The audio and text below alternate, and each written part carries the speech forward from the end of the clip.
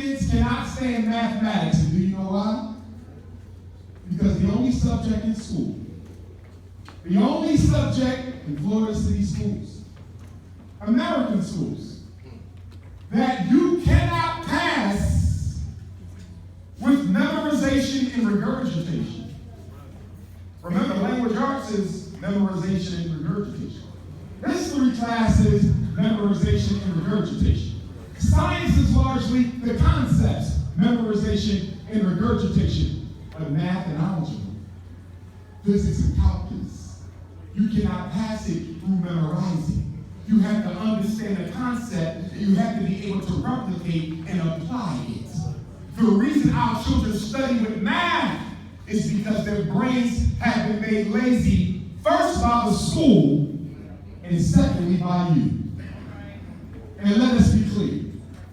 No child drops out of school until the parents drop out of their lives. Let us be clear. If it was up to me, we would never diagnose another child. If it was up to me, we would diagnose the homes they come from. He doesn't have ADHD. That household has ADHD. He doesn't have a reading disability. Those parents have a reading disability. And what is often the difference between a reading disability or not? You know what the difference is? A parent or a teacher who made the child work a little harder. A parent or a teacher who made the child work a little harder. Speaking as both a school psychologist and former school principal, the difference between special ed or not is whether or not your child's principal wants to tap into some of that Title I money, whether they want to tap into some of that Reach to Achieve money, some of that No Child Left Behind money, and pay for the black kids to get tutors because you know last year's teacher did not hand them off to this year's teacher on grade level. What you call an SLD, specific learning disability, I call an ABT. And what does ABT stand for, Jacksonville? He ain't been taught in the first place. When you were going to school and I was going to school, I'm 40 years old. I remember I had Miss Mack in the 4th grade and Miss Robinson in the 5th. And in 6th grade, I had Miss Lube. She was a white teacher, but she made sure we learned. In 7th grade, I had Mr. Morris. He was also white, but he made sure we learned. When I was going to school, the black and the white teachers had a stake in your child's achievement. That stake has been gone because public education has transformed itself from a helping profession to a corporate profession. So the teachers no longer teach children, they teach subjects. And if your child can't understand the subject, the teacher is not to blame. Are you aware that public education is the only industry in America? And I call it industry because it is a business. Public education is the only industry in America where the employees cannot be fired for not knowing how to do their job. Do you know how hard it is to get rid of a teacher who can't teach? It's almost impossible. You know what they tell you downtown? Put her on a professional development program. Well, what about if she don't care about the kids? Which is the biggest problem in education. So y'all get caught up in the degrees that the teachers have. My son's teacher is from Harvard. My son's teacher is from Yale. My son's teacher won the National Teaching Award. That might be true. But the first prerequisite in order for you to effectively instruct the child is the child has to believe you care about them. Love and concern is the culture. It is the oxygen of education. See, we always talk about rigor. We want the children to do well in school. But what good is rigor? There will be no rigor until there is first relationships. Now here's the tough part. We keep trying to make our kids think that teachers in front of them care, but a lot of them don't.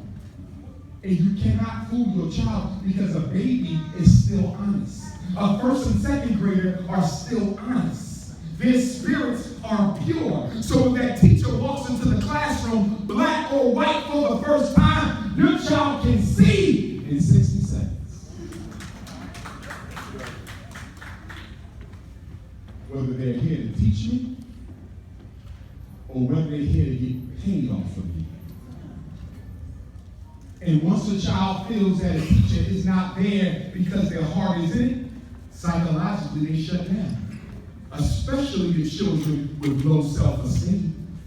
And that's something we don't talk about enough in education. When we evaluate kids, why can't he learn? He got a reading disability. Why can't she learn? She got a math disability. How about she don't believe she can learn? How about the boy has an inferiority complex about himself?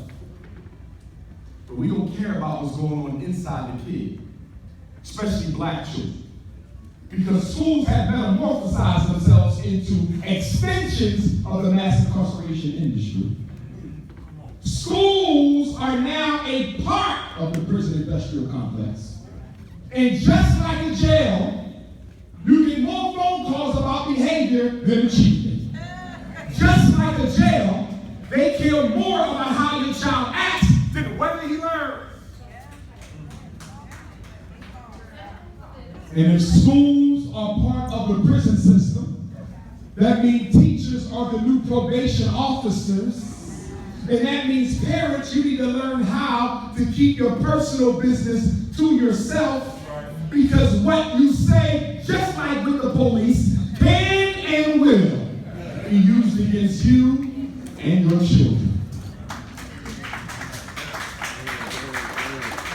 Before we go any further, I see sisters standing. If any of you sisters standing desire a seat, raise your hand, please.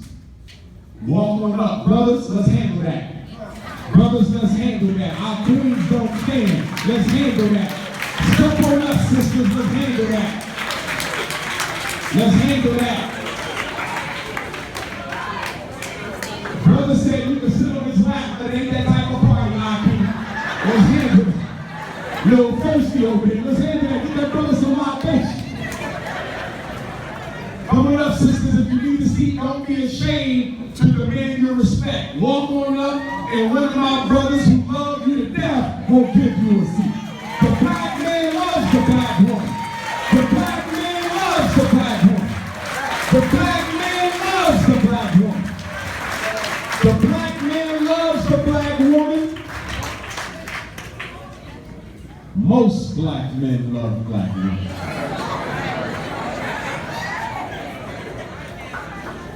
And I gotta say that because we got an epidemic in Florida, where a lot of black men have abandoned queens for other people's daughters. Now let me clarify from the beginning. We don't disrespect no women at all. White, Asian, Arab, East Indian, Native American, Mexican, whatever they are, we respect them as women. So don't take my comments out of context.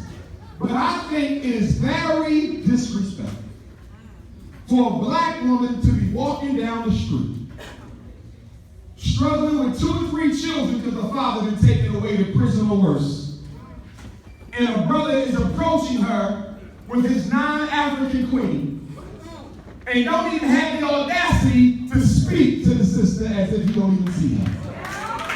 I think it's a shame that little black girls have to come and ask Dr. Umar, what's wrong with me? What do you mean, princess? I noticed that once black men become successful, they tend to go, you hear this from second grade girls? They can see it at 7. What is wrong with us, Dr. Umar, that y'all don't choose us? And then I had to say, princess, don't take it personal. The problem is not in you, the problem is in him. Because the black man that goes outside of this community to find his queen is a black man who has an inferiority complex, and he thinks by virtue of taking on the white woman, it will equalize him with the white man. And black men, don't tell me you can't help who you fall in love with. Because if you don't hang around them, you damn sure can't love them. So you put yourself in predicaments. Listen, don't get me wrong. There's a natural energy between man and woman, regardless of race. But if you value the African woman, you will take care to make sure your heart is never exposed to anything other than the sister. There's a movie out. You might want to go see it. Loving versus Virginia. It's probably at the private theater. It wasn't popular enough to make it on the main screen. It's a movie about the Supreme Court decision 1967 or 8 when the Supreme Court outlawed interracial marriage. 67. And since 67 to 2017, in a few days, what's that, 50 years? Almost 50 years in a few days, or a few months rather, if you go from the date of the decision. Black men have married out of their race more than the men of every other race put together in this country. There is no way you can chalk that up to chance. When you go with a woman outside your race, your ancestors are up in heaven asking, what's wrong with us? Did I die for you to do that? Did I struggle and sacrifice for you to do that? I know black women ain't perfect, but neither are you. If she can deal with you not having a job, you can deal with her mouth.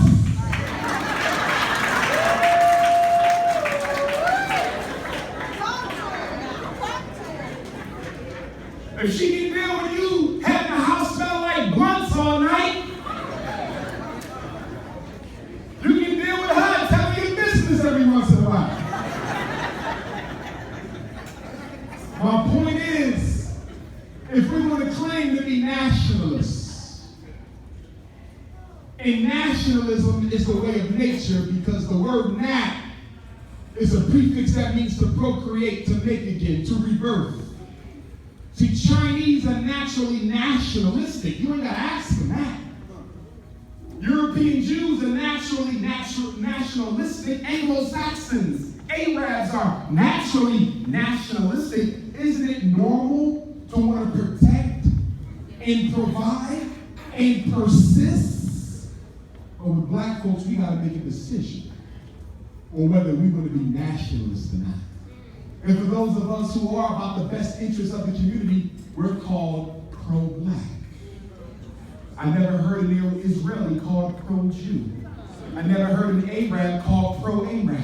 I never heard an Anglo-Saxon called pro-white. But only amongst us do you actually have to delineate those who care from those who don't. And you know what the saddest reality about our situation in Florida is the fact that slavery made all of us extremely comfortable, having no power over our political, economic destiny. Right. Show me a community in Florida of another race or culture. And please silence your cell phones, please. Show me another community where they are comfortable with somebody else controlling their politicians. Show me a community where they are comfortable with someone else owning their corner stores. Show me a community where they are comfortable with someone else operating all the import-export in the neighborhood, where they're comfortable with someone else's women teaching their children instead of their own women. Show me. Chinese would go crazy if their kids would be taught by black folks. European Jews would lose their mind if Nazis owned all their corner stores. Only you are comfortable with it. And the reason we get no respect from the other groups is because you, unlike any other African population on the planet, have the economic ability to change your reality. That's how much we spent on fast food last year, Jacksonville. $600 million on McDonald's. How many damn Big Macs can you eat in 1 year? Black America, $600 million on McDonald's and fast food.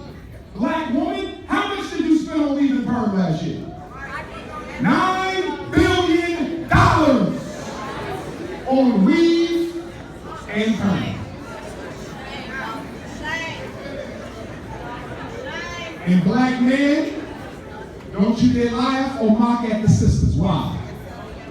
Why is she cooking her hair? Why is she changing the texture? Why is she dyeing her hair light blonde and candy blonde and auburn?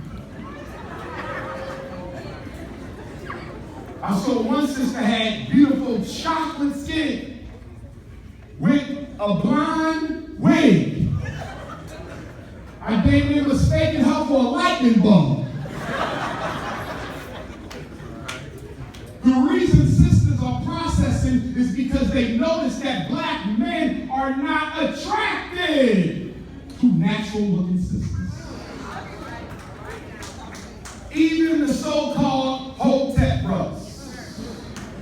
That's right. That's right. I get emails from sister on the regular. Dr. Umar, I surprised my boyfriend for his birthday because he's a Hotepper. So I cut all my perm and weave off and say, happy birthday, baby. And he looked at me and said, what you going to do that for? See, that Hotep community is something, brothers and sisters. All the information, no wisdom. All the knowledge, no programs. All the science, no application. The purpose of learning is not to know. The purpose of learning is to do.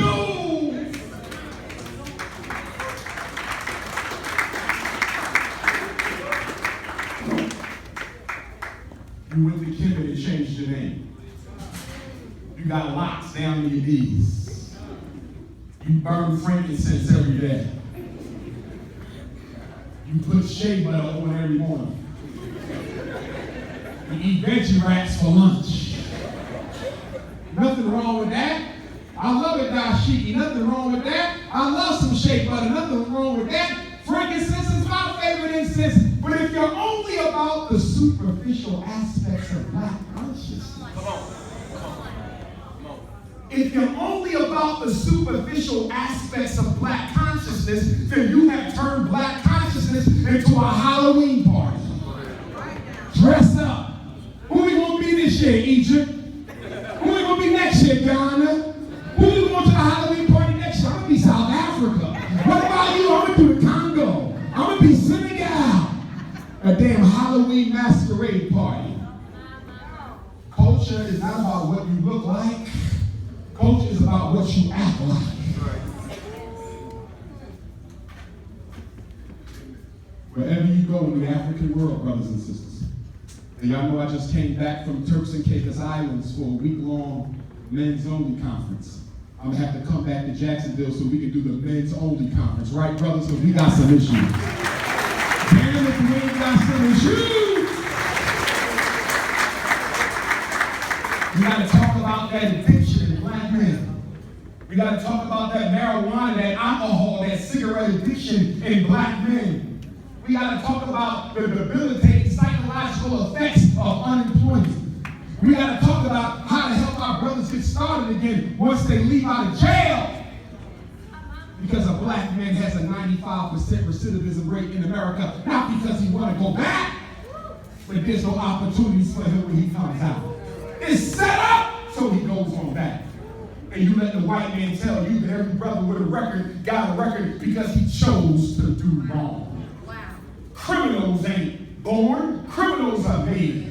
Take me, I've never been in jail except for working 6 degrees. But I grew up with my father, who was very firm with me. A lot of my friends didn't have that. And because my daddy was there, Umar Johnson was chosen for certain programs that the others were not.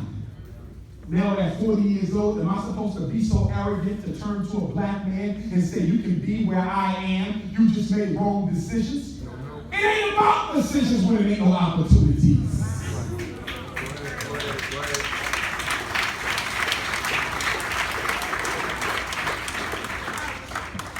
And sisters, some of y'all gotta stop beating up on your man because he don't make what you make. Stop beating up on him because he ain't got the degrees that you got. It It's no coincidence that the black woman is the only woman in America that out-educates and out-earns her man. It's not because you got more drive than us. It's because you're not a threat to the system it is.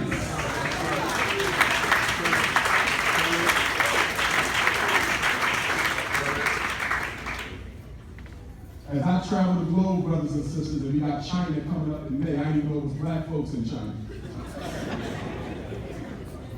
I told them, make sure you don't get none of that Chinese iced tea, it'll give you cancer. But when I travel the world, one of the most disheartening things for me is I ain't came across a black community on the planet yet.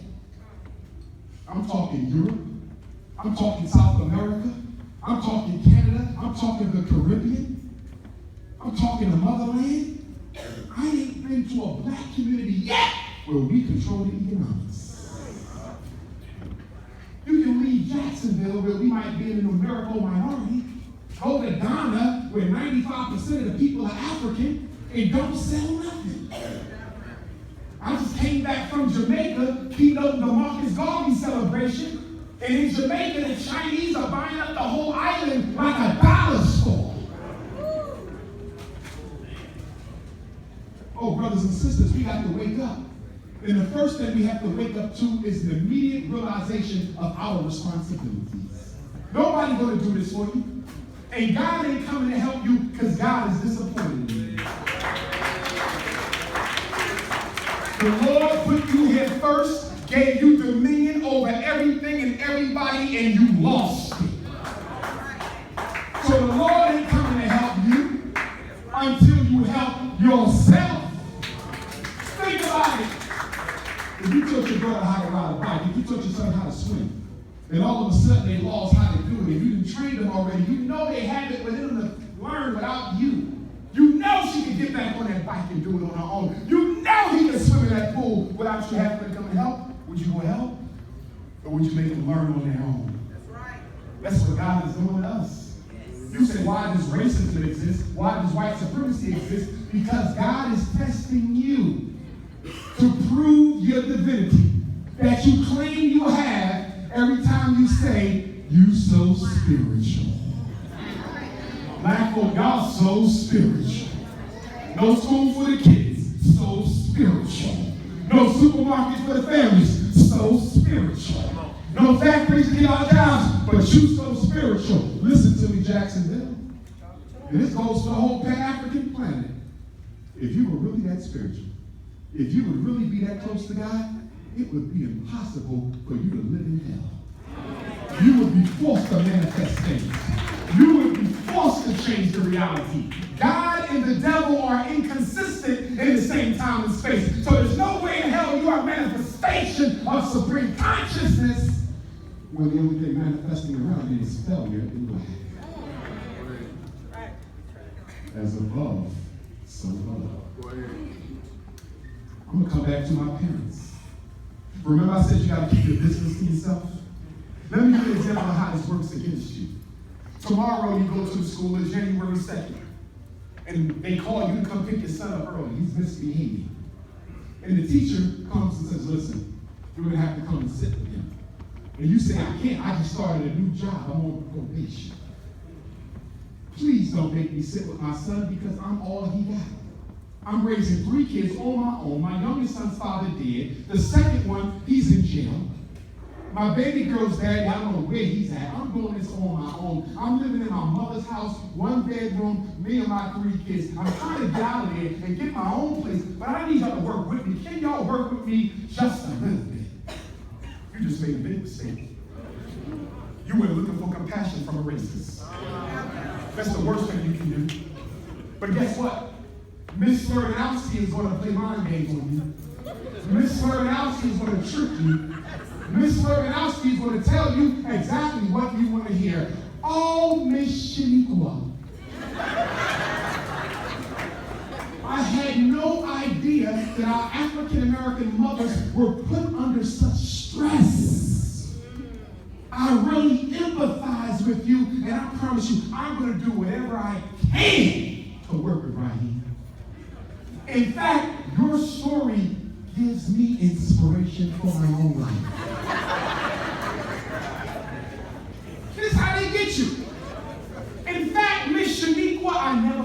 say this to an African American, but you're my hero. And you walk out the school thinking you got her. And she goes right on down to the principal's office. That black mother just said that she raising 3 kids, sleeping in her mama room, just got another job. I'm not sure if those kids are being taken care of properly. And within 72 hours, you get a knock at your front door, Child Protective Services. Which is so ironic to me, because Child Protective Services, from what I've seen, and I did our pre-doctoral internship in New Jersey with the Department of Youth and Family, and I saw firsthand that most of the children they took were from parents who were doing a damn good job. But the kids who might need to be rescued were left the hell alone. And then when grandma and grandpa want to get the kids, you have my grandson. Me and my husband would like to take care of him. We're the grandparents. Okay, we got to do a criminal background check on you. And they do a criminal background check on grandpa and found out he got locked up for a nickel-batted weed when he was 11 years old. He's 70 now. And they come back and tell you that your grandson can't live with you because his grandfather got caught with a stick of reefer 60 years ago. Oh, this is what they do. Because the new hustle is for white folks. I'm going to call you. To adopt black children and live a middle-class life with no job off our babies. Oh, do your research. A lot of these families living well, they ain't got no job, they live off your babies. And guess what? The crazier the child, the more money they get. That's right, that's right. You say, why they got 3 crazy black kids? Because the crazies are worth between $700 and $1,200 a month. I give me 3 crazies. This one right here, killed every dog in the neighborhood. That's $1,000 a month.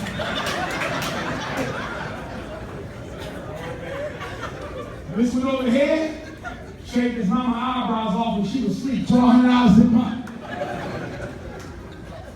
This one over here, be drowning every squirrel in the damn park. $1,500. I'm serious, y'all. But then when we want to adopt black kids, they put us through the whole circus. They got to come in your house and pull out the long measuring stick and see if you got enough square footage. Since when did the living home get reduced to square footage? So mothers, keep your business to yourself. That's rule number 1. What's rule number 2 going to schools, parents? Rule number 2 is never go by yourself. Rule number 2 is never go by yourself. That's right, fathers included. I know you're not afraid of the people in the school, but if you ain't got no witness, if you ain't got no accomplice, if you ain't got no one to testify to exactly what happened, you can be played out of position. Black fathers, you lead the nation in restraining orders from public school. And do you know how you get them? Because you go in there like an unapologetically black man that you are. There's only one problem with that. Schools don't like unapologetically black men. So you went in there and you turned Miss Slurbanowski, that's my damn son. And he ain't getting diagnosed with no ADHD. He ain't getting no Ritalin, no Concerta, no Cycler, no Vitamins, no Adderall. And guess what Miss Slurbanowski do? She's just, oh my God, my heart is about to get out. Notice what they do, they break it up, I seen them. Oh my God, his eyes got very large, and I thought he would strike me. Make it up, because you're not going wrong with him. And the next thing you know, the school police coming in to escort you out, and then 2 weeks later, you get a letter and they'll talking about you ain't allowed to come back now for report cards or graduation. So black fathers, please don't go by yourself. Mothers too, have someone there. Because you know what they like to do in Jacksonville, right? They'll bring you in there, one black mother on the chair. They make you wait 15 minutes, they sweat you out, and then they come in with 20 white folks and a few Negroes. The teacher, the substitute, the assistant, the principal, the vice principal, the principal intern, the dean, the math coach, the reading specialist, the counselor, the nurse, the social worker, the psychologist, the bathroom cleaner. For one black mother, 20 school staff. Do you know why they do that? That's on purpose. It's called the law of influence. They want to make you doubt yourself. They want to make you think that they know more about your child than you do. Listen to me, Florida. If you remember nothing I say to you tonight, you remember this. You are always the expert on your babies. No one knows more about them than you. I'm serious. Sometimes you hear black mothers say, in Obama there, he just dropped the bag. You cool? Man, that Trump is in. Somebody dropping the bag at the space. Man, that. Okay? And I'm serious about that because what we watch on the news right now, Dylan Roof, who walked into a church in Charleston a few years ago, sat down and participated in Bible study. He sat down and participated in Bible study. And when they bowed their heads for prayer, he revealed a gun and let loose, firing as our brothers and sisters prayed, killing 6 mothers. Here's my question. How did he get into that church? My second question. Why was no one in the church armed? I'll tell you why. Because black people suffer from a debilitating psychological illness known as color blindness.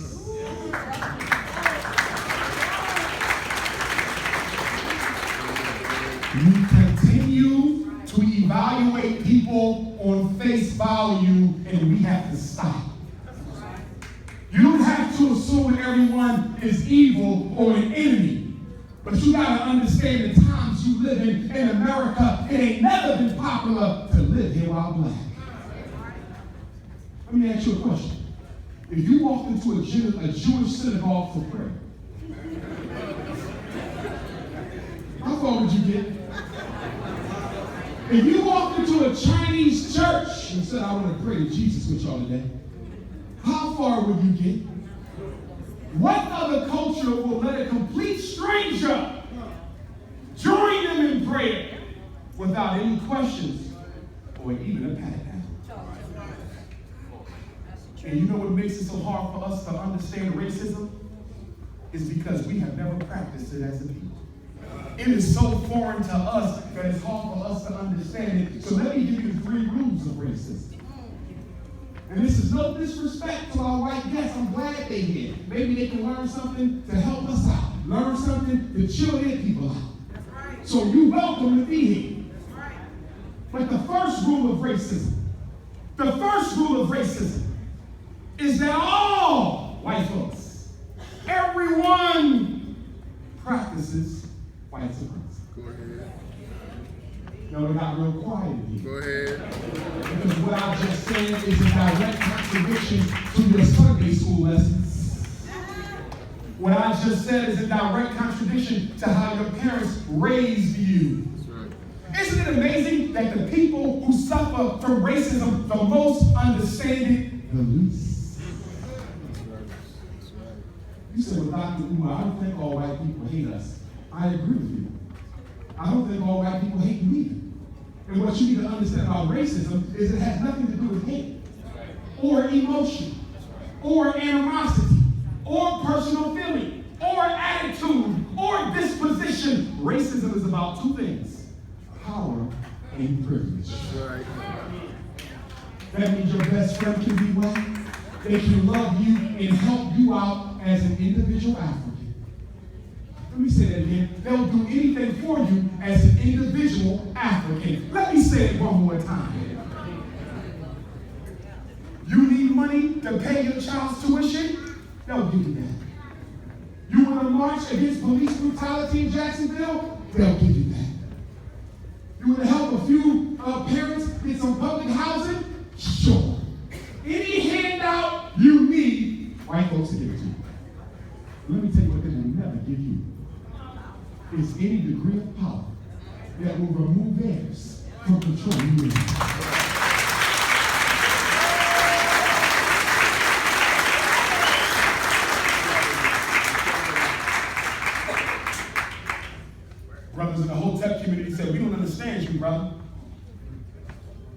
because you're number one right now.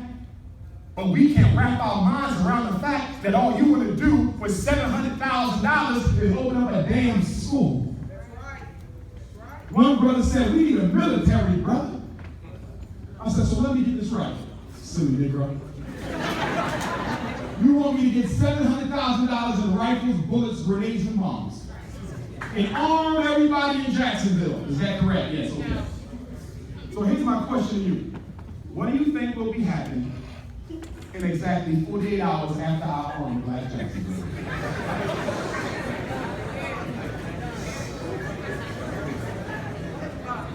We will be shooting, fighting, and killing each other. That's right. Before you can change anything in Jacksonville, before you can change the economy, before you can fix the black family, before you can change the political reality, you have to change the thinking of black people. The psychological revolution. Sister Asia, you got any bottles of water over there? Make sure the cap's still on. I'll share. I'm serious about that because they poisoned Johnny Cochran. They poisoned Dr. Khalid Abdul-Muhammad. They poisoned Patrice Lumumba's daughter in the Congo. They poisoned Brother Malcolm when he was visiting the Middle East. When they can't get right up on you now, the new thing is to go to the food. So do not pop the tops on our wood. And always take a picture of who gives it to me. Except Sister Asia, she's the host. She's the only one who's exempt from that. So the first rule is all white folks is racist, and you shouldn't expect them to be anything else. You know why? It's awful selfish of you to ask white folks to give up power they've been holding for thousands of years. Frederick Douglass said what? Power concedes nothing without demand. It never did, and it never will. One of the biggest problems with black leadership in the post-Dr. King era is what? They have moved from agitation to accommodation.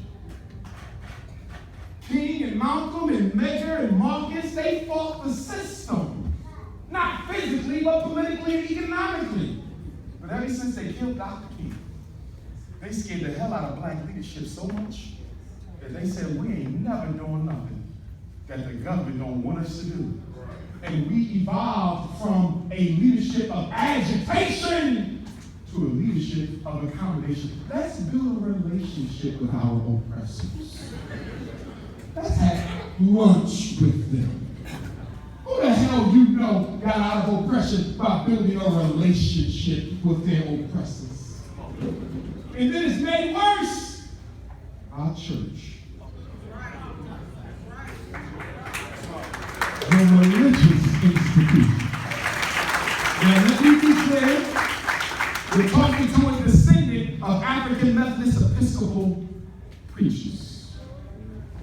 I have a fourth great-grand-uncle, Bishop Alexander Wayman. If you're AME, you may know him. That's my 4 times great-grand-uncle, the 7th successor to Richard Allen AME.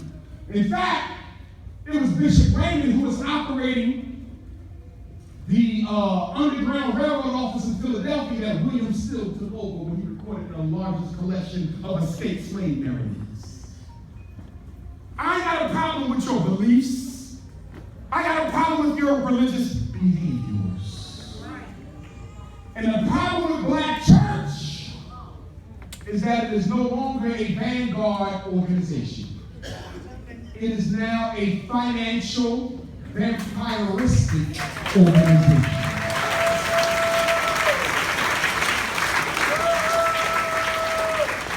The pastors do a good job of making you feel guilty about being proud to be black. Have you noticed that? In Philadelphia, my father raised us as Orthodox Sunni Muslims. In Philadelphia, Pennsylvania has the largest population of African American Orthodox Muslims in the United States. And I had no problem with the religious teachings of Islam, but I had a big problem with the fact that while the church was celebrating Black History Month, we were not. When they was having Kwanzaa events, we were not. And I would hear the imam say that God ain't interested in color, but I said, Why is everyone else's God interested in their color? Why are black people the only people in Florida who have to go one place to pray and another place to help themselves? Have you noticed? You can only pray in church, but you got to go somewhere else to get your black power politics together. Something's wrong with that. European Jews can pray in the synagogue, and soon when they done praying, talk about taking over your neighborhood. They ain't got to leave. The Chinese can pray in the Chinese church to their Chinese Jesus, and soon when they done, they can talk about taking your black dollar back to China. Only you is your religion divided from your politics. In a house divided, so says the word of God. See, when they say be holy, you need your religion to be holy. That means it must cater to the whole reality. If your religion ain't taking care of all your problems, then it's not holy, it's partial. It's deficient. See, when you go to church Sunday, you're going to be fired up. You decided to heard Dr. Umar, damn this. You're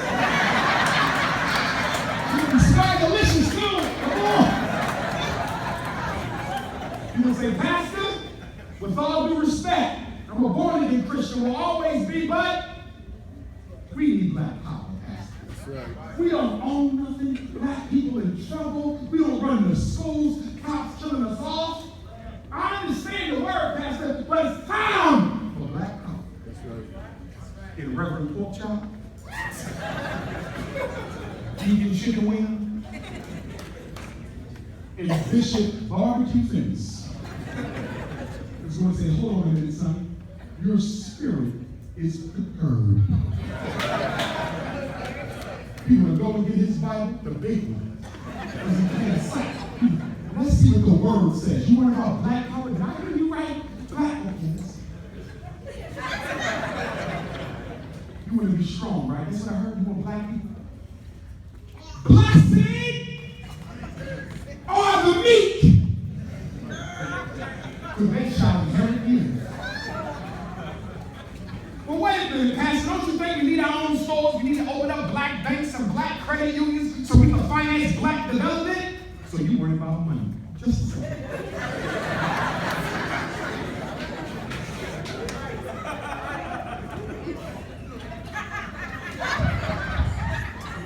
Blessed are the poor, for they shall inherit the kingdom of God.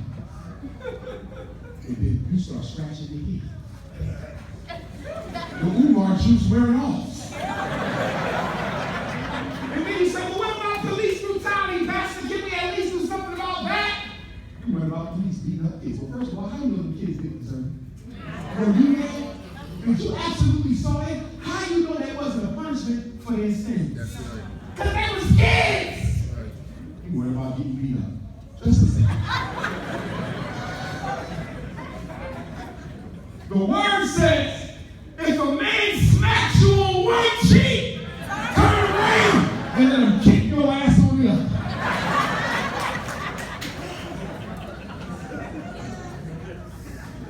You know what the function of religion is in Jacksonville? Religion serves a very useful function to the white power structure. Its function is to make you feel blessed while being broke.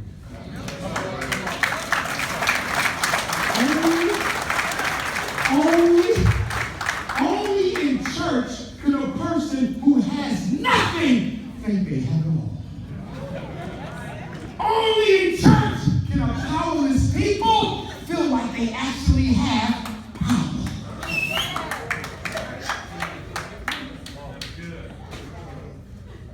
Let me ask you a question.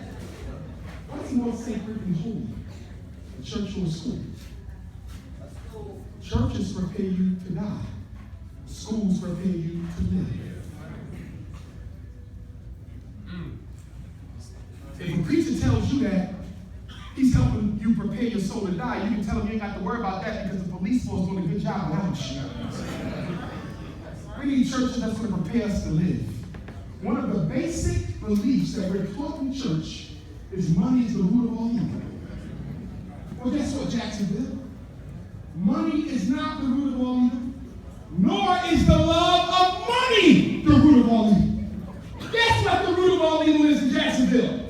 Not having no damn money. When you go home tonight, who you gonna be ducking from? Millionaires or Ray Ray? When you pull up in your garage tonight and the lights is off, who you ducking from? John or Dr. Smith? Your ass ducking from John. And John ain't no bad dude. But John is operating under desperation consciousness. And you want to know why John is operating under desperation consciousness? Because his mother was too busy giving money to the pastor instead of giving money to John's future. How many of you parents, how many of you are guilty of taking care of church and not taking care of your children? If God's money is needed anywhere, it is needed on the next generation. But the problem with us is we are in love with shopping.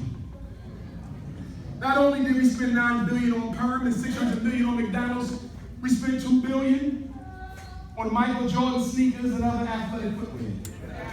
This ain't the sisters, this the brothers. Brothers, what are we doing? $2 billion on sneakers, are you kidding me? I saw a Negro on TV the other day, he showed 50 pairs of sneakers. He buys a new pair and that would run get stuff or scratch. Not to mention that the sneakers are made for $7 a pop in third world countries where children are forced to work for less than a nickel a day. Now you might say, well, wait a minute, Doc, you got some Air Force Ones. That's true. But you might see these same Air Force Ones 60 years from now. Do you feel me? Doctor or no doctor, I am a bargain shopper.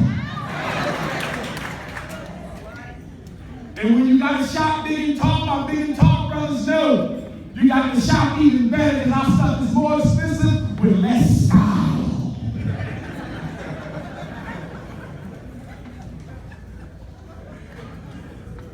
How much y'all spend on Christmas in Jacksonville? $2 billion, Jacksonville, Florida. That was your Christmas bill.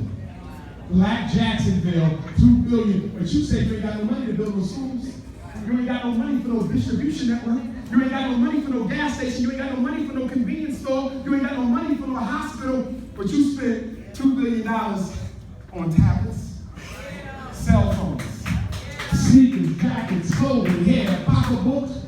And you know what's so sad about your Christmas bill?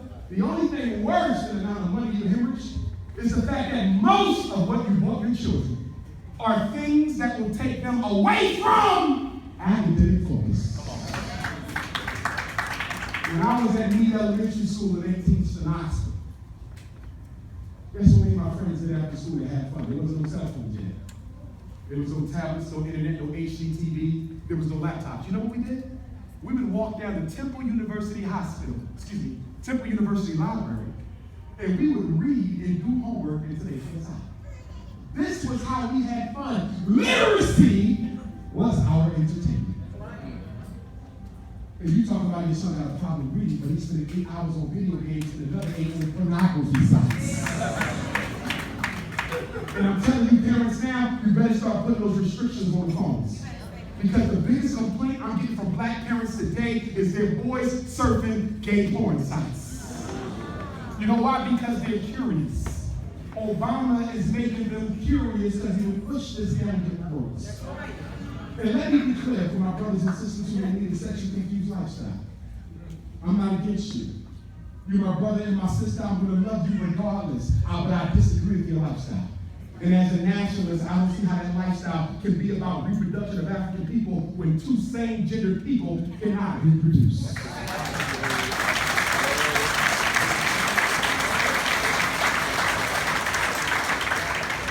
See, y'all need to understand that the new racism is to act like there is no racism. So guess what? When a black man or woman stands up, you know what they do? They want to throw the gay activists at us to look like we are the actual troublemakers instead of the problem solvers. When we speak up, they'll go get the black feminists and throw the black feminists against us. Let me talk about that for a quick second. A black for this. Nothing white folks create will ever benefit you.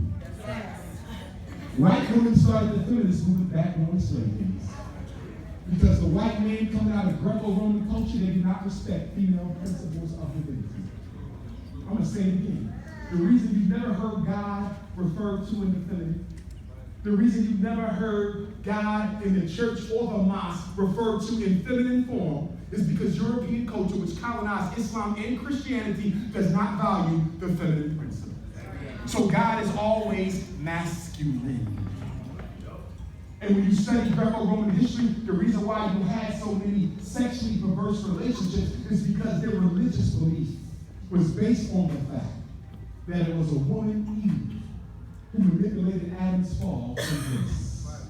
So the way they see it, the woman is not to be trusted.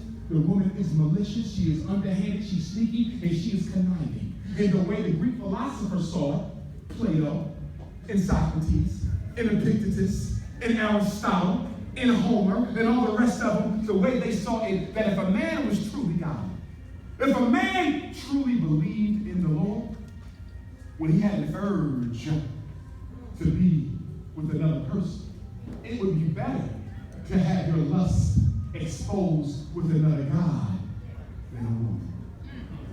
So men sleeping with men grew out of a twisted Greco-Roman philosophical belief that the woman is the heart of Satan. That ain't African. Study any African society. There can be no he without the she. And even in the divine principle, the woman's principle is equal to the man. And I'll go a step further. Now, you're not going to hear me say the black woman is God because I'm not into that. I say the black woman is God and the black man is God. Equality, do you understand? Equality. But what I will say is in many African cultures, when the supreme consciousness, which is either male or female, manifested divine female and masculine energy, the female principle was manifested first. And that's why the first human being on earth was a woman. And that's why every black woman in this auditorium has an intuition, a sixth sense, a spiritual connection in her belly that is more sophisticated than any scientific technology that they have produced. And guess what, black mother? I need you to use that intuition when you're in the schools. That's right. If it don't feel right, it ain't right. Dr. Johnson, they wanted me to get my son tested for ADHD, and it didn't feel right, but I went along with it. See, that's where we mess up. Because European culture has done what? Condemned intuition and worship intelligence. And I need y'all to understand that that's not us, that's their culture, not ours. In our culture, the intuition does not serve the intellect serves the intuition.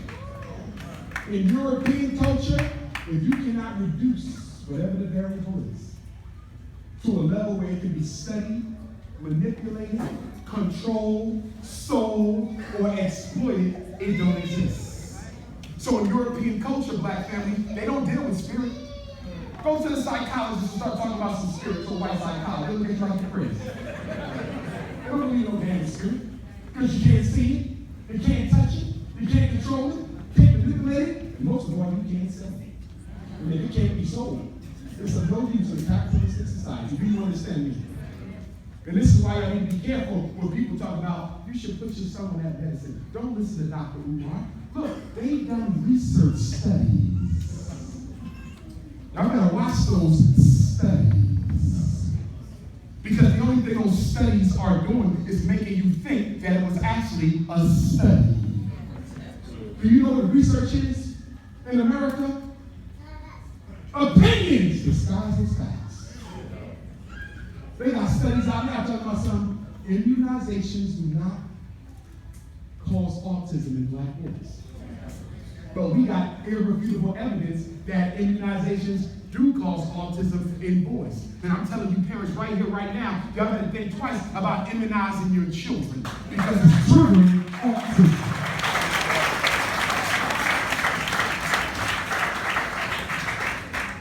When I went to school, I didn't have a single autistic classmate, pre-K to 12. Most of you who are my age, older, or a little younger, you never had an autistic classmate your whole life. And I bet you your children get one every year. How did we get all these black autistic kids in the past 40 years? It's because of the new immunization regimens that they've been out. And then I know what some of you want to say, well, Dr. Umar, if immunizations are a problem, why don't they just stop giving them out? 2 reasons. Reason number 1, do you know how much money is made by the pharmaceutical companies on immunizations? Every child in America gets these shots. This is a $1 billion industry. You think they're going to expose it and save a few black kids? So that's the first reason. It's too much money. The second reason is the same. Could you imagine a class action lawsuit by every parent in America, black, white, or brown, suing the United States government's Food and Drug Administration because you knew that autism had a link, that the immunizations had a link to treating autism in black boys, and you knew it for over 40 years, and you sat on the data and did nothing? Could you imagine that, Pam? The only thing greater than that would be a reparations case. So the reason they'll never stop is because of money in and money out. But I got good news for y'all.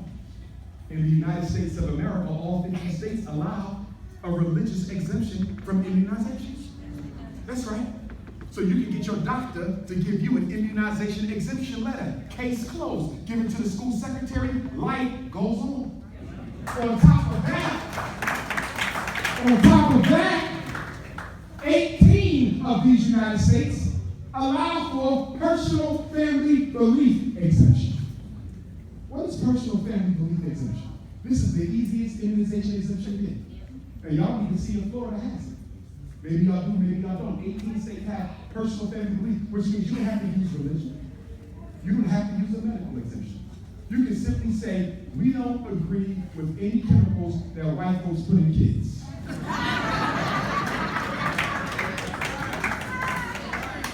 Seriously. You literally give the note and you get it notarized saying we don't agree with immunizations. That's it. You ain't got to defend yourself or nothing. 18 states have it. And then 18 minus 50 is what? 32. 32 other states allow for a religious exemption.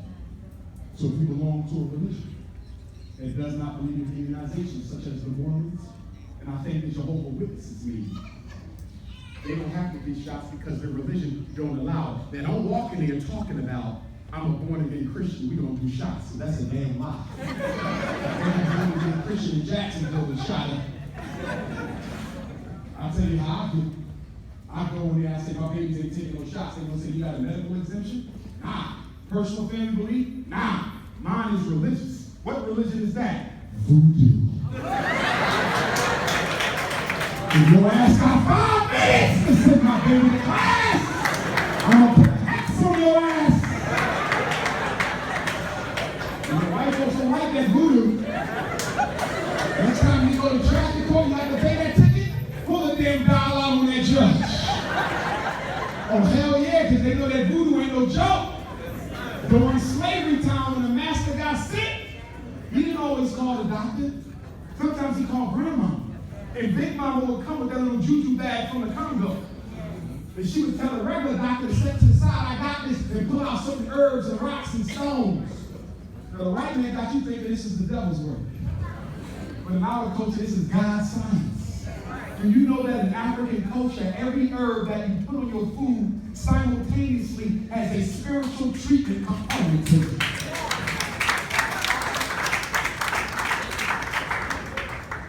That's why they tell you put a cup of water by your bed when you sleep at night. You say that's voodoo. No. Ancestors travel through water. Spirits travel through water. That's why they tell you go sit at the lake. And I got a lot of water around Jacksonville, so I can do a lot of tons in here. Nothing but water. You need to go there and sit there and clean out your spiritual life. Remember, what is happiness, Jacksonville? Happiness is when the way you live and the way you want to live are in 100% perfect harmony.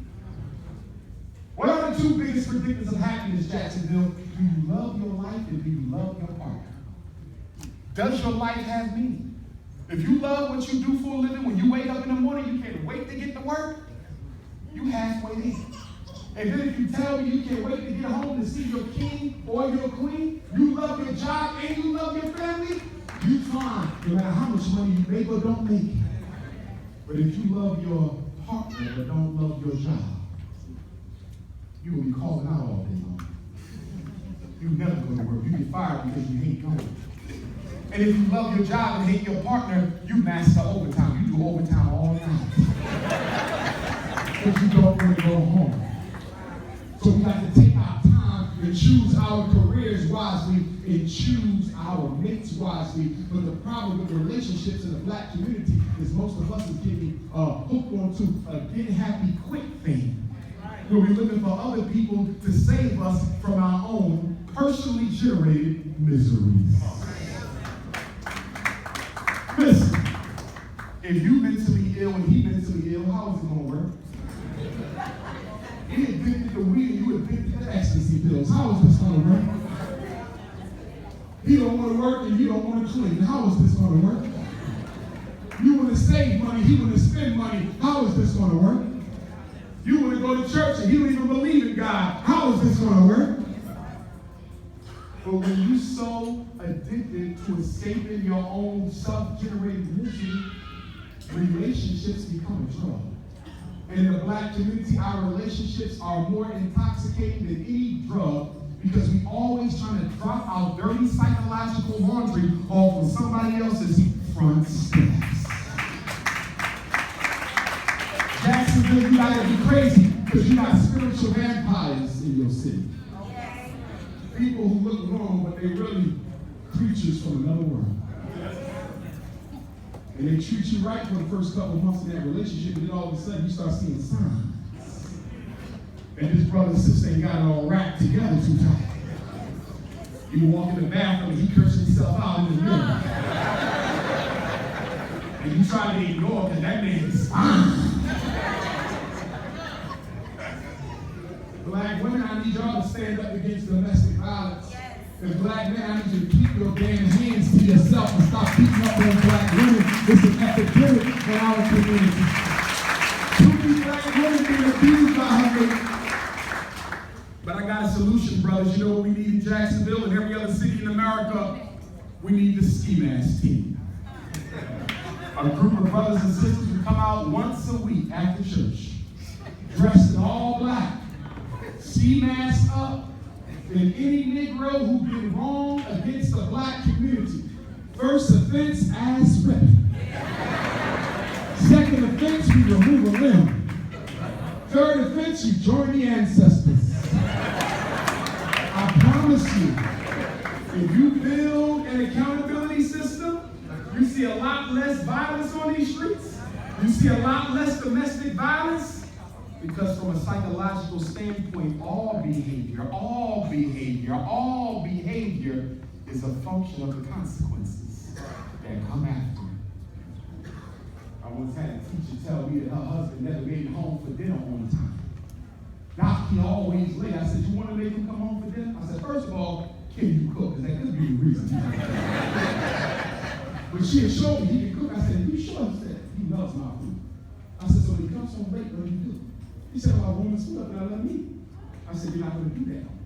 And she said, well, what do you mean my husband don't eat? I said, if you want his ass on time for supper, there should be no supper waiting when he's late. She said, that's true. And I said, that's why his ass will never be on time. So then she finally decided to take my advice. When he came home, he had to cook his own dinner because she made sure there was none left over. Within 2 weeks, he's coming back home on time for dinner. Consequences. And my mothers in here, raising these black boys on your own, I want to commend y'all for the job y'all doing without the father being there. But I need some of y'all to do a little bit better of a job. Because some of you mothers are emotionally and psychologically crippling your son and turning him into sissies.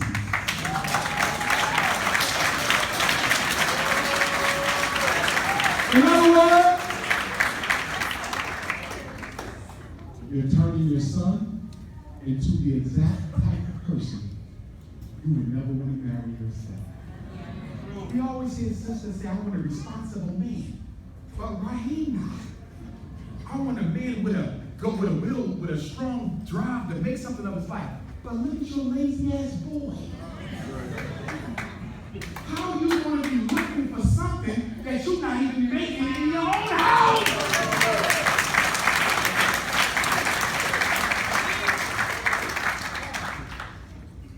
my brothers, you should be ashamed of yourself for not helping these sisters raise these boys on their own. We should never be a black woman raising sons on our own without a black man volunteering his time. And brothers, we should be doing this even if we got our own sons. We should be a father figure to at least 2 little brothers in Jacksonville. Every man's one. And you should do this without receiving any quid pro quo cookies. We got to discipline ourselves, brother. I know we love cookies. But you should not have to be paid cookies for helping our ladies with our boys. Earn the cookies the right way. Brother, I'm going to be waiting for you to pay the bills. Rum raisin, sweet brown sugar, caramel, chocolate, fudge, baked cookies, good God Almighty. It's Serena Williams cookies, good God Almighty. Earn the cookies the right way. And ladies, the longer the cookies stay in the oven, the more they'll be worth when it's time to buy.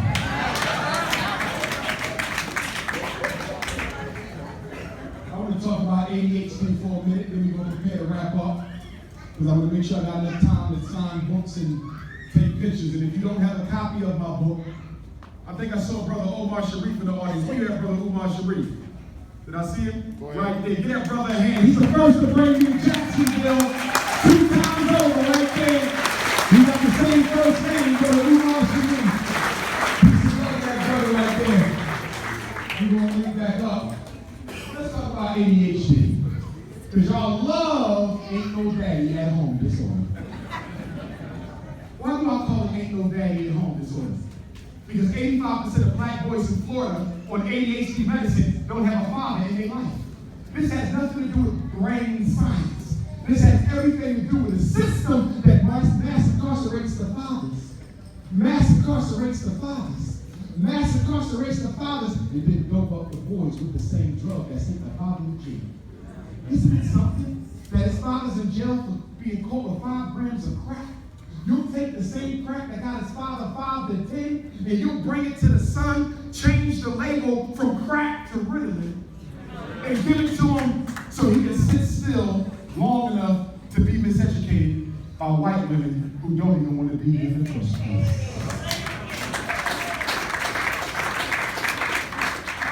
I'm not going to say every white woman has it out for black boys. I'm not going to say that. I know some good white teachers.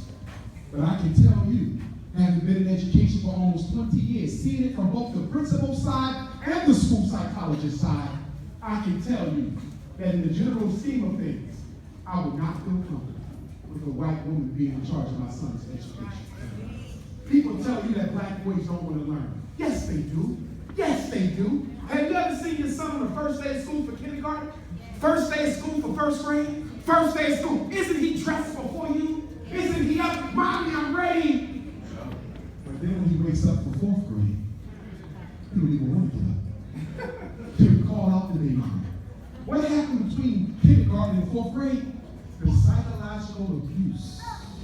The psychological abuse from white teachers, females in particular, wore that boy's self-esteem down so low that he now associates education with pain. And once your son associates education with pain, the process of psychological dropout begins to unfold. Psychological dropout precedes the physical dropout. No child drops out physically until they drop out psychologically. And if you tell me your daughter dropped out of school in the 10th, I'm going to be angry with you for not seeing that she already psychologically dropped out in the 4th. There's nothing worse than a black child that had a teacher who don't care, a teacher who don't care, and a parent who couldn't care less. You need one of those. If a child got a strong parent and a weak teacher, he will make it. Strong teacher, weak parent, he will make it. But what happens when the teacher and the parent is weak? Jacksonville, I started an organization in Baltimore this past May known as the National Independent Black Parent Association. I need you all to help us start a chapter here in Jacksonville, which means I need some of you to join me in San Diego next month, January 27th and 28th, so you can get trained by Dr. Umar Johnson to come back and start not only one, but Jacksonville might need a couple chapters. There's 7 committees in the Parent Association. Get in where you fit in. Special Ed Committee. How many black kids in special ed in Jacksonville? How many are in part-time? How many are in full-time? How many are in for ADHD? How many are in for reading disability? How many are in for autism? How many are in for speech and language impairments? And did you know every time I put a kid in special ed, every time the psychologist qualifies the child for special ed, the school gets a welfare check at the end of the month. Special ed is a business. Special ed is a hustle. Special ed is a racket of making money off black kids you know you never taught in the first place. And you parents with kids in special ed, you better make sure they spend that money on your child. They get twice the money for that baby. And you know what's sad? Your child ends up getting a worse education because of it. What do they do with the black special ed boys? They herd them in one classroom with one teacher. And that boy for the whole school year has to subsist on Sesame Street and photocopies. And you wonder why he can't read by the time he graduates. Don't put your kid in special ed because he needs to catch up. If he needs to catch up, how about you work with him at home? If he needs to catch up, how about you give him a tutor? If he needs to catch up, how about you go to the local university? Any one of these college kids will come and tutor your child for $20 an hour, $40 a week, 2 sessions. You can afford that. You spend more on your nails. I would never put my kid in special ed because there's nothing special about it. And to be honest with you, half the black boys in special ed are only there for behavior. Special ed is a trash can when you drop off the black boys you don't want to be bothered with. He ain't in there for no learning problem, which makes it illegal. Because in order to go to special ed, the problem you have must adversely affect educational performance. And if you take a note, you write that down. AAEP, that's straight from the law. There must be an adverse effect on educational performance. Your son got ADHD? What does his grades look like? Dr. Umar, my son got A's and B's. Well, what the hell is he doing in special ed? Special ed is for learning. The only way an ADHD kid can qualify for special ed is if his grades are failing because of his inability to focus. And most of the time, the problem in the inability to focus is an over-intoxication on table sugar. It's an over-intoxication on high fructose corn syrup. It's an over-intoxication on caffeine. I'm saying that for many of you, your refrigerator looks like a medicine cabinet. Sugar, sugar, sugar, sugar, sugar. You ever go to the supermarket and look what y'all put in there? Sugar, sugar, sugar, sugar, sugar, sugar. And then you go to a school where you probably don't even have a dancer class on top of it. No recess. You can't expect boys to act like girls. Boys are not girls. See, schools are ran by women. And when a boy can't act like a woman, he's considered to be disordered. And when they ask me how do we fix the schools, Christmas over. Who's still playing Christmas music? Oh, that's the home. Is that the Negro Bells on the bell? You know, when you was out working in the cotton field, they would bring that back to let your supper was ready. Well, it's time to be on that. So let's read the criteria for ADHD. I'm going to give it to you straight. And if you're a black parent with a kid who ain't graduated yet, you can pick up one of these from your local bookstore. It's the DSM-5. This is the Bible.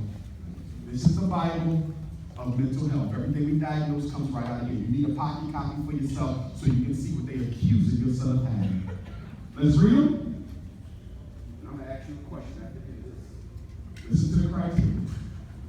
Fails to give close attention to detail. Has difficulty sustaining attention. Does not listen when spoken to. Does not follow through on instructions. Has difficulty organizing tasks.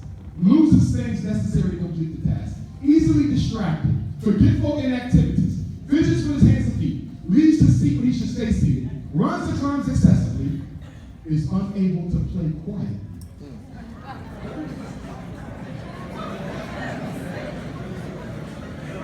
What child do you know on the planet plays quietly?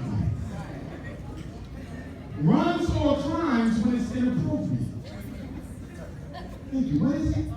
Regular male behavior. Hold on. Has difficulty waiting his turn. Interrupts other people when they talking. Is often on the go, blurts out answers, and talks excessively. Does that sound like a disease to anybody? Doesn't that sound like regular childhood behavior? Did I not describe everybody in here, including myself, right now?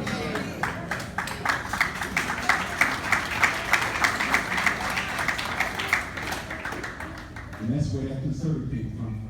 That's where that Cyclo came from. That's where that Prozac came from. That's where that Depakote came from. That's where that Adderall came from. Listen to me, parents. If you don't believe in drugs, you don't believe in ADHD. If you don't plan on giving medication, why did you give permission for him to be tested in the first place? When you let them test for ADHD, you give them the key that forces you to put them on the meds. And what happens when they get the diagnosis and you refuse to medicate? Child abuse. It's called medical neglect. Now, the caseworker at your house, you have a son diagnosed with ADHD. The school says he needs medicine. You're not giving it to him. We're going to give you one last chance. And if you fail to give him the meds next time, we ain't just going to take right here. We're going to take all 5 of your kids. And guess who we're going to give them to? A gay white couple to raise. I'm being serious. Black kids are more likely than any other child in America to end up with same-sex parents because black people do not adopt black children. You can care less about any child that is not your own. And because of that, we got tens of thousands of black kids across this country waiting for a permanent home and can't find one. Well, guess what? Homosexuals can have babies, so guess what they go get? Yours. These are the facts, and they are undisputed. And the reason you've never seen me invited on Oprah's couch yet is because Oprah know I'm unapologetic about it. I'm not going to sugarcoat. I'm going to call it what it is. They bring me on the radio shows once in a while, but only for a few minutes. So when I say white supremacy, let's go to the dying secret of the day. Listen, Jacksonville. You have a black bourgeoisie in your city. And until you find out a way to hold them accountable, it's going to be tough for the rest of your lives. The black bourgeoisie isn't all middle class blacks, it's not all educated blacks, but it's enough of them. And they're largely concentrated in 5 areas. You have your higher education bourgeoisie. These are Negro scholars at the local school district, the universities, the community colleges. Whenever somebody asks them what's wrong with black people, they go looking at some research. And they start saying the reason why black kids ain't learning is because the moms ain't married. The reason black kids ain't learning is because they listen to too much rap. The reason black kids ain't learning is because they pants society. The reason black kids ain't learning is because the daddy in jail. And then they come to Dr. Umar Johnson. Why aren't black kids learning? Because y'all set it up that way. Y'all see the difference? The job of the bourgeoisie is to blame you for the problem, not the system. So that's the education bourgeois. And then you got the media bourgeois. Negroes with radio shows, magazines, newspapers. They don't talk about unemployment in Jacksonville. They don't talk about police brutality in Jacksonville. They don't talk about the poor schools in Jacksonville. They don't talk about the terrible hospitals in Jacksonville. They don't talk about the regentrification, the push-out movement of blacks from the hood. But they will talk about Kanye West being hospitalized. They'll talk about the upcoming NBA finals. They'll talk about Beyonce's next concert.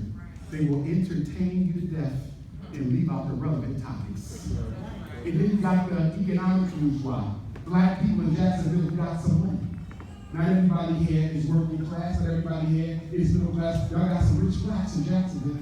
But guess what? They ain't got a check for you. They got a check for Bernie Sanders when he was running. They had a check for Hillary when she was running. They got a check for anybody who wants some money to do something right, except black folks. And then you have the status bourgeois. Negroes in Jacksonville with titles that insinuate power but don't represent it. These are Negroes from the local government with business cards. Negroes with business cards. Guess what? There's only one thing you love more than money. There's only one thing Black America loves more than money, and that's a fancy ass tie. Brother came to you, pulled out his business card. Here you go, brother, call me up. I can help you with that. I'm the senior assistant vice deputy, temporarily appointed, not yet confirmed, under secretary, deputy assistant to the mayor for trash collection services.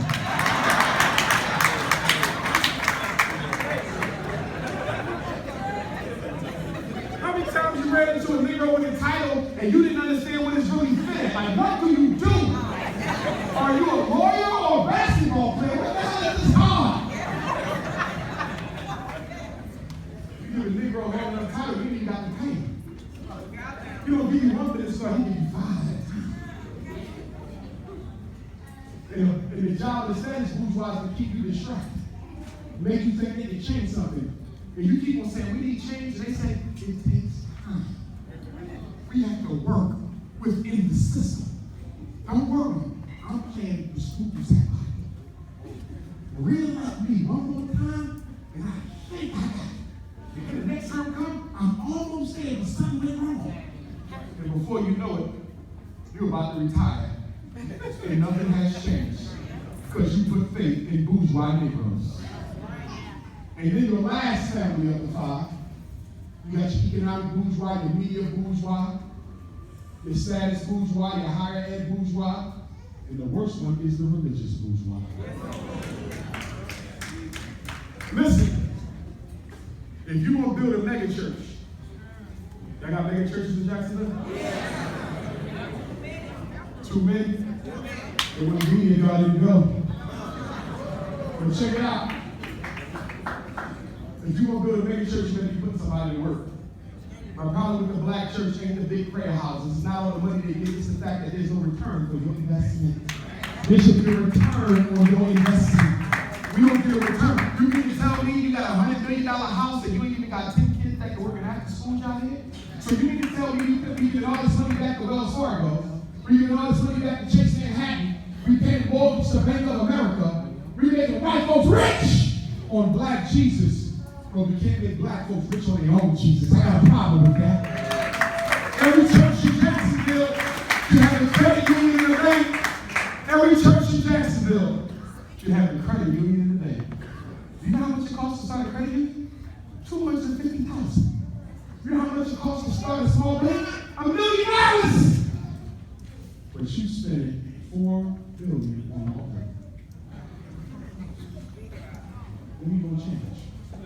We're going to be able to transform our thinking so we can transform our lives.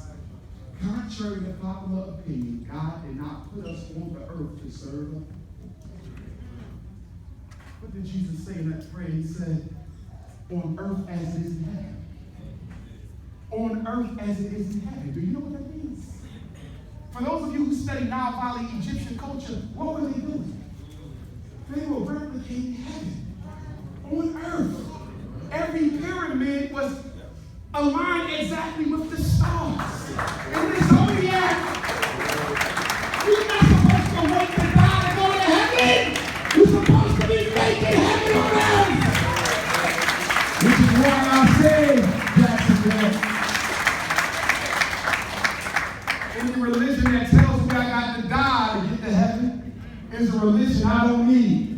If the Chinese got his heaven now, I want mine now. If the Arab got his heaven now, I want mine now. If the Anglo-Saxon got his heaven now, I want mine now. Or I'm going to die trying.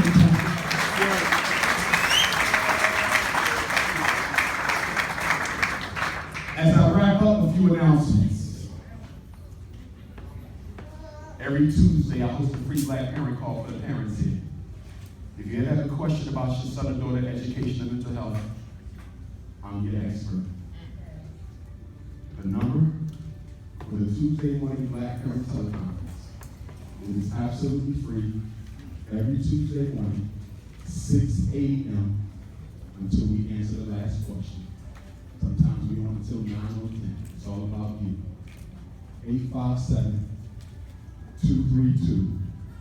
857-232-0158. 857-232-0158. 0158. Once more, 857-232-0158. The access code is 870-864-POUND. Access code 870-864-POUND. 870-864-POUND. Every Tuesday. All you have to do is call. You will hear me say good morning. Do we have a question to get us started? And I'll ask you to tell me where you called from. I'm calling from Jacksonville, and I got a question about special ed. My son got evaluated, and they said he was retarded, and I would agree with it. What can I do, Dr. Johnson? But what I need all y'all to know, the federal special ed law gives every parent in here a right to dispute and disagree with the school psychologist evaluation. There's something called an independent educational evaluation. If you take the notes, you better write it down. IEE, independent educational evaluation. Whenever a parent disagrees with the conclusion, you have a right to say you disagree, and you have a right to request an independent educational evaluation. And guess who chooses the new evaluator? You do. You find your own psychologist to retest your kid and see if they agree with the schools. I never do that because the schools don't tell you your rights. It's up to you to figure them out. If your child is in special ed and you think they really need special ed, and you tell me the school ain't teaching your child, he's been in special ed 10 years and still can't read, well, guess what? If you can prove that that boy ain't made no progress, you can make Jacksonville public schools pay for your son or daughter to go to an approved private school. And the district has to flip the game. White parents get it done all the time. Black parents don't, because most of you ain't bothered with your child's education. And there's nothing worse than a black parent who puts their kid in special ed and don't even bother to check them. And then you call me up when it's time to graduate and talk about Dr. Johnson, Raheem can't read, I just found out. Well, don't get me wrong, it was the school's responsibility to teach, but ask the mother. How the hell your son, as a father, how your daughter go 10 years, and you just now finding out?